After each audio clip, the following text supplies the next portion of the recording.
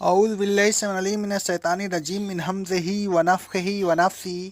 سورہ بقرہ کی آیت نمبر 234 میں اللہ رب العالمین فرماتا ہے، اور اے ایمان والوں، تم میں سے جن مردوں کا انتقال ہو جائے اور وہ اپنے بعد اپنی بیویاں چھوڑ جائیں تو ان بیویوں کو اپنے دوسرے نکاح کے معاملے میں 4 مہینے 10 دن تو وقف کرنا چاہیے۔ جب یہ مدت پوری ہو جائیں تو پھر اے ایمان والو، تم پر کوئی گناہ نہیں کہ اگر وہ اپنے معاملے میں معروف کے مطابق کوئی کام کر لیں، یعنی دوسرا نکاح کر لیں۔ اور اے ایمان والوں، خبردار ہو جاؤ کہ جو کچھ تم کرتے ہو اللہ اس سے باخبر ہوتا ہے۔ اگر تم بلا وجہ ان کو نکاح سے باز رکھو گے تو اللہ تبارک و تعالیٰ کو اس کا علم ہوگا، پھر اگر وہ چاہے گا تو تم کو اس کی مناسب سزا دے گا۔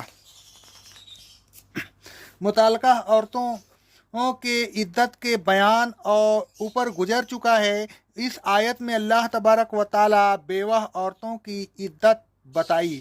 اللہ تبارک و تعالیٰ نے فرمایا کہ بیوہ عورتیں 4 مہینے 10 دن عدت میں بیٹھیں۔ 4 مہینے اور 10 دن گزر جانے کے بعد اگر وہ اپنے نکاح کے سلسلہ میں معروف باتیں کریں تو کر سکتی ہیں۔ ان کے ایسا کرنے پر ان کے ولیوں پر کوئی گناہ نہ ہوگا۔ اگر عدت کے زمانہ میں یا عدت گزرنے کے بعد وہ کوئی غیر معروف کام کریں گی یا عدت گزر جانے کے بعد ان کے اولیاء ان کو معروف طریقے پر نکاح کرنے سے روکیں گے تو ان اعمال کی اللہ تبارک و تعالیٰ کو خبر ہوگی، اور اگر وہ چاہے گا تو غیر معروف کام کرنے والے کو مناسب سزا دے گا۔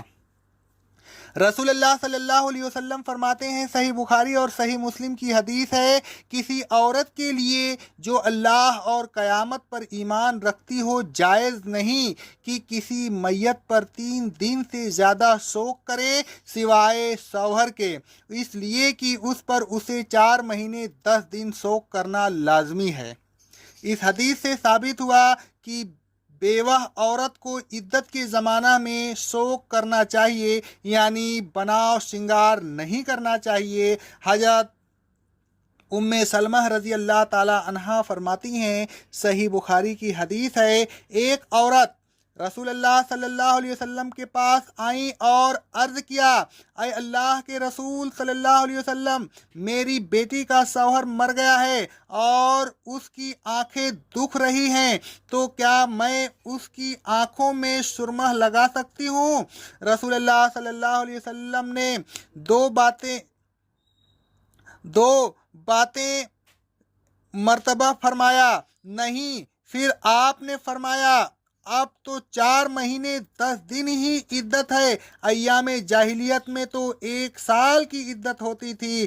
1 سال کے بعد عورت مینگنی پھینک کر عدت سے باہر نکلتی تھی۔ حمید کہتے ہیں، میں نے زینب رضی اللہ تعالیٰ عنہ سے پوچھا، سال کے بعد مینگنی پھینکنے کا کیا مطلب ہے؟ زینب رضی اللہ تعالیٰ عنہ نے فرمایا، عورت کا جب خاوند مر جاتا تو وہ ایک چھوٹی سی کوٹھری میں خراب کپڑے پہن کر بیٹھ جاتی تھی اور خوشبو نہیں لگاتی تھی، یہاں تک کہ 1 سال گزرے، پھر کوئی جانور، گدھا یا بکری یا پرندہ لایا جاتا، پھر وہ عورت اس پر ہاتھ پھیرتی۔ بہت کم ایسا ہوتا تھا کہ وہ جانور زندہ بچتا، ورنہ اکثر مر جاتا تھا۔ پھر وہ اس کو ٹھٹری سے نکلتی، پھر اسے مینگنی دی جاتی، وہ مینگنی پھینکتی، پھر وہ جو خوشبو وغیرہ چاہتی لگاتی۔ ایک اور روایت میں ہے کہ رسول اللہ صلی اللہ علیہ وسلم نے فرمایا کہ جب کتا اس کے پاس سے گزرتا تو وہ اس کے مینگنی مارتی تھی۔ مندرجہ بالا احادیث سے ثابت ہوا کہ بیوہ کو عدت میں سرمہ لگانا نہیں چاہیے، خواہ آنکھیں ہی کیوں نہ دکھتی ہوں۔ ایام جاہلیت میں بیوہ کی عدت گزارنے کا جو طریقہ تھا وہ نہایت معیوب اور ظالمانہ تھا۔